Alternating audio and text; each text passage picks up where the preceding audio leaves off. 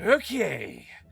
So on Saturday, June 20th, 2026, Warhammer 40k left its 10th edition and entered 11th edition. Oh god, how long have I been here? And with the new edition, there are some major and minor changes to the game's mechanics. However, we have an influx of new players who all learn at different paces. So, I am taking it upon myself to teach you beautiful nerds how the hell to play Warhammer 40k 11th edition. Now note, 11th edition works pretty much the same way that 10th edition did. However, there are changes, including minor changes to rules that desperately needed to be cleaned up to work as intended, and two major changes to how objectives and terrain work. GW stated that they want the game to have a more narrative spin on it, while still making sure that the competitive scene has fun too. We will have to see how it works out as 11th goes on, so let's get into 11th edition and teach you all how to play. Alright, in order to get started, Warhammer 40k needs the following: a tape measure measuring in inches, a 44 by 60 inch table, enough 6-sided dice so they can replace your bloodstream, and some terrain. Which, if you can't afford the official terrain, you can always just go to your local pet store and buy fish tank stuff. Ask your friends with a 3D printer to print some off for you, or go old-fashioned like I had to, and use books, Legos, and random decorations. Once you have a table, you will now need an army. Warhammer 40k has about 28 armies, and each one has smaller sub-factions within it. Don't get intimidated. You only need to pick one, and that usually comes down to whatever your sick mind thinks is cool. Once you decide that being a basic bitch is fine and get Marines, or you have a rebellious streak and buy literally anything else, you will need what's called the Army's Codex. The Codex contains your army's rules, abilities, and propaganda to hype you up about the faction you bought. You need this if you want to play, and luckily for you, the 10th edition codexes still work in 11th, meaning you don't have to update right away. Though since Orcs and Space Marines were in the starting box, they're gonna get their new codexes first at the time of this video's writing. Okay, now that we have an army, your codex, a table, and presumably someone who I think we got consent to play this game with, we have to organize your armies into something playable. First, you and your opponent agree to a point total you will be playing at that dictates how big this game will be. And with this, we've reached the first major change to the game, that the point total also decides how many detachment points you and your opponent get. Oh, I'm sorry. What's a detachment, you may be asking? Detachments are additional abilities your army gets. Think of it as some flavoring to your army. In 11th edition, detachments now have a point cost ranging from 1 to 3. The size of the game you're playing decides how many detachment points you get to spend, with 1,000 points giving 2 detachment points, 2,000 giving 3, and so on. Basically, just assume detachment points go up per 1,000 points. However, at 1,000 points, GW has clarified and said you can take 2 of the 1-point detachments or 1 of the 2 to 3-point detachments, which makes sure you can play with any and all detachments that you want to try. Once you decide what detachments you want, we can finally get into the game. What's that? Missions? Objective cards? For now, don't worry about that. I just want to teach you the basics of the game. Let's only throw you in the deep end when you get a grip on the basic rules and see if you even enjoy this game. Now to start, you and your opponent each roll 1d6 to see who is attacker and defender. The winner of the roll-off decides who is who, and the defender starts deploying their units first. Both players go back and forth deploying units, also taking the time to tell each other what units are teleporting onto the board or are inside a transport. Once both armies are deployed within their respective deployment zones, both players will roll off again to see who gets first turn, with the winner of the roll-off going first. Now, let's get into how this game is played. Now, in a game of Warhammer 40k, there are 7 steps or phases to a turn. The start phase, command phase, movement phase, shooting phase, charge phase, combat phase, and end phase. We will go through each phase one at a time. With the start phase, this is where your turn begins, and some abilities will activate. But aside that, we move on to the command phase. When the command phase rolls in, you and your opponent will both gain a command point. Have to roll for battle shock, test for units where it applies, can use commander abilities, and then move on to your next phase after that. But let's quickly talk about what command points are. Command points are a resource you generate every turn, which you can spend on something called stratagems. There are several core stratagems that everyone can use, but your detachments have faction-specific stratagems that only your army can use. In 11th edition, you can only use one stratagem per phase. Once the command phase is done, we go into the movement phase, and I can finally teach you how your unit stats work. Every unit in the game has a stat sheet that looks like this. The main stats are movement, toughness, armor and invulnerable saves, wounds, leadership, and objective control. Abilities and weapons are also on the sheet as well, however, we only care about the movement stat in the movement phase. When moving a unit, you move them up to the amount of inches their stat says. So if your unit has a movement stat of 6 inches, you can move them up to 6 inches. If you want to move more than 6 inches, you can declare that the unit is advancing. To advance a unit, you roll a d6 and add the number you rolled to the unit's movement. So if I roll a 4, my example unit advances 10 inches. You, however, cannot end a movement within engagement range of an enemy unit, unless stated otherwise. And if you advance, unless stated otherwise, a unit cannot shoot or declare a charge that turn. Speaking of shooting, after every unit has either remained stationary or moved, we move into the shooting phase. We can finally do the war in Warhammer. So, when shooting, we move down to the ranged weapon stats of your unit's stat sheet. Each weapon in 40k has a range, amount of attacks, ballistic/weapon skill, strength, armor penetration, and damage stat.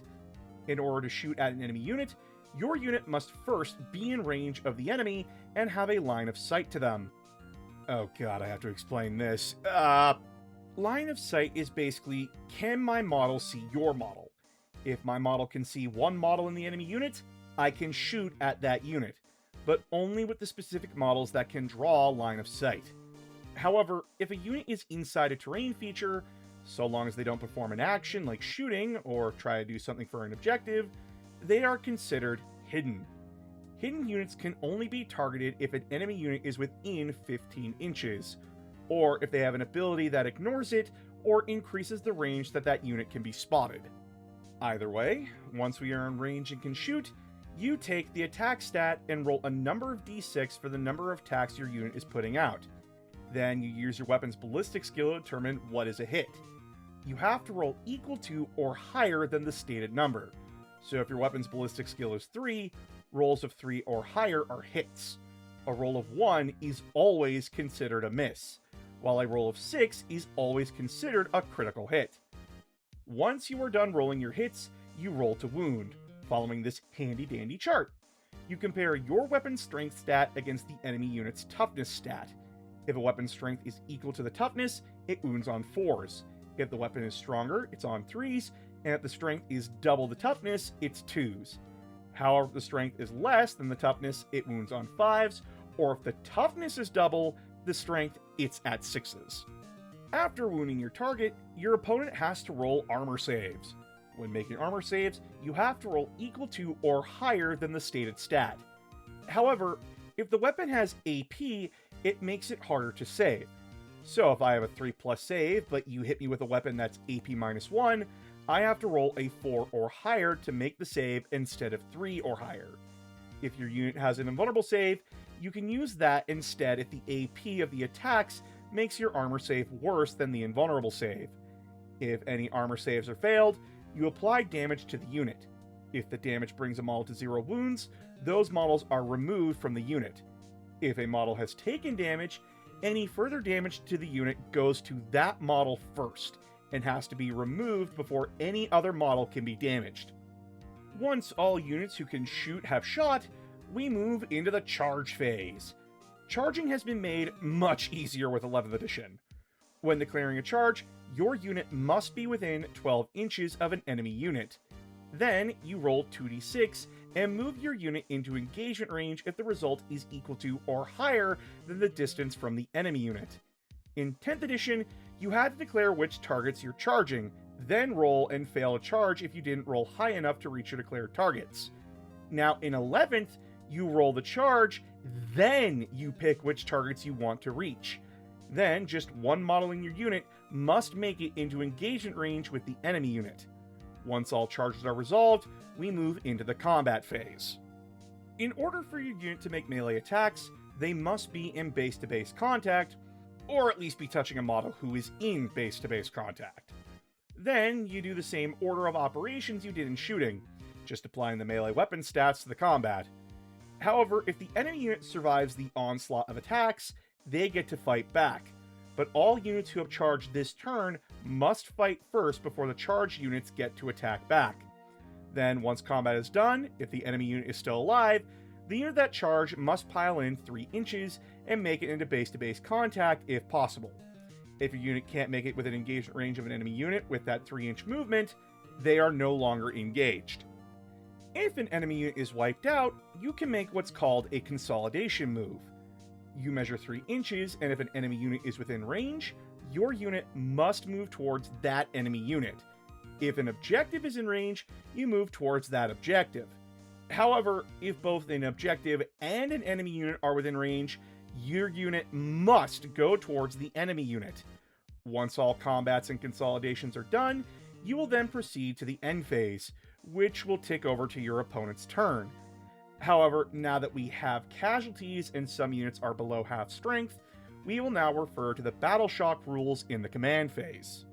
Battle Shock tests are taken when a unit is below half strength, or when certain specific situations come up. But basically, if your unit started out with 10 models, but is now reduced to 4, you must roll a Battle Shock. Or if it's a single model like a character, tank, or monster, and its wounds are below half. To roll Battle Shock, you roll 2d6 and compare what you roll to the leadership stat of the unit. If the roll is equal to or higher than the leadership stat, you pass and your unit continues on as normal. But if you roll under the stat, your unit is Battle Shocked. When under the effects of Battle Shock, a unit's objective control stat is turned to 0. They can't use stratagems, and they can't complete actions that might be necessary to score mission objectives. Basically, because they are too busy being freaked out to do anything but fight back or move.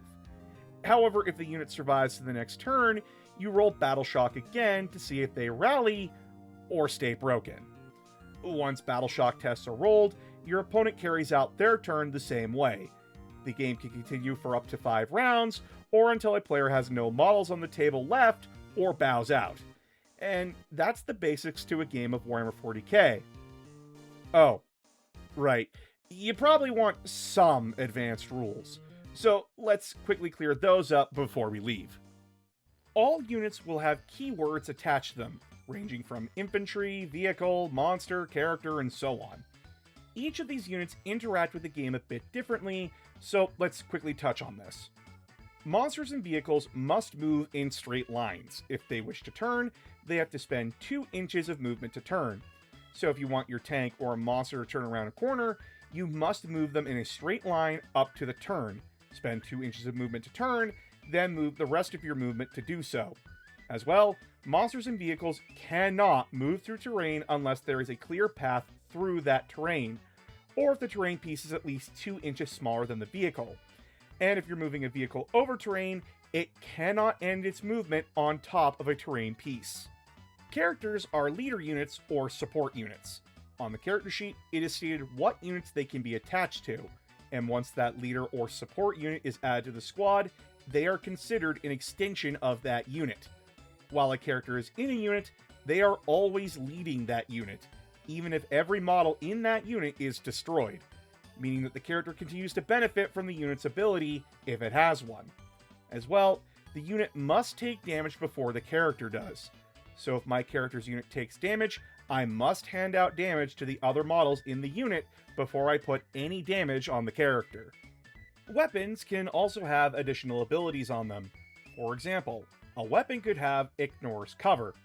While a unit is in a terrain piece or is obscured, they have cover. When shooting at that unit, your unit will take a -1 to hit that enemy unit because they are in cover.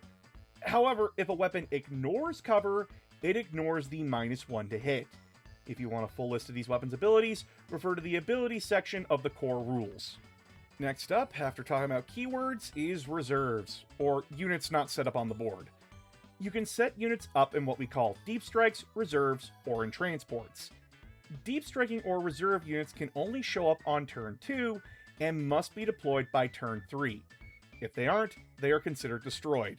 On turn 2, when a unit shows up from deep strike, they must land at least 8 inches away from enemy units. If they walk onto the board, they must show up in no man's land on one side of the table, but still more than 8 inches away from enemy units. However, if it's turn 3, reserve units and deep striking units can show up in the enemy deployment zone as well. Transports are a bit different.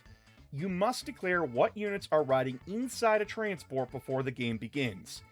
Each transport will have a maximum capacity listed on its datasheet, and you can only put up to that many models in that transport. But you can squeeze in as many units you want into the transport, so long as it doesn't exceed its maximum. When disembarking the unit from the transport, there are 3 situations. If the transport didn't move on that turn, the unit unloads 3 inches from it, then can act normally from there. If the transport moved, the unit inside can still unload and shoot on that turn, but must end within 3 inches of the transport and can't declare a charge. If the transport made an advance movement on that turn, the unit inside cannot disembark from it. Should a transport be charged and survive the onslaught, the unit inside can disembark, but they are locked in combat with the enemy unit and are battle shocked immediately. If the transport is destroyed, the unit disembarks from it, but you must roll a d6 for each model inside the transport. For every roll of 1 or 2, the unit takes 1 mortal wound, but can then act normally. If the transport explodes, you follow the same order of operations of the vehicle being destroyed, but the unit is battle shocked on top of any damage they took. Last but not least is aircraft units. Aircraft units must be placed in reserves and fly onto the board using the same rules as ground units arriving from reserve. However, at the end of your opponent's turn, an aircraft must be placed back into reserves. They do not count as having been destroyed past turn 3. Aircraft cannot declare charges against enemy units unless it is a fellow aircraft unit, and units can be within engaged range of an aircraft and still act normally, because it's a plane. Have you ever tried to punch one while it's flying? If a unit has the fly keyword, however, they can declare a charge against an aircraft unit. And that's how you play Warhammer 40k. Of course, I didn't go over missions and objectives, but this was just meant to give you the basic understanding of how Warhammer 11th edition is played. Some stepping stones to help you get a basic grasp of how to play before you throw yourself into the more complicated stuff. Remember, though, that this is a game, and whether you are teaching or learning, take your time. Everyone learns at different paces, and it's okay to make mistakes. The upside is that the Warhammer app has the rules on it that can be accessed at any time for free. Warhammer Community also has a free PDF download on it for the core rules, with rule updates for the game and armies coming every 3 months now. But you only need to care about rules updates if your group cares or if you're playing matched play. Otherwise, you can play rules as written in your codex until your new 11th edition codex comes out, which you will have plenty warning about. The first 2 codexes of 11th should be Space Marines and Orcs. If you want a good starting point for an army, get the 11th edition starter box. It has everything you need for a game, and if you have a friend, you can split the models inside between each other. Now that that's done, when we come back, we will be talking about the Gene Stealer cults, those who unknowingly serve the Tyranid hive mind and lead uprisings within their society when it calls them to do so. If you want to see that video early, or see my exclusive content, join the Patreon. It's only $5 a month, and it really helps keep food on the table. But if you can't do that because times are tough, don't sweat it. Just liking, sharing the video, and subscribing is more than enough. But until then, everyone, I'll see you all next time.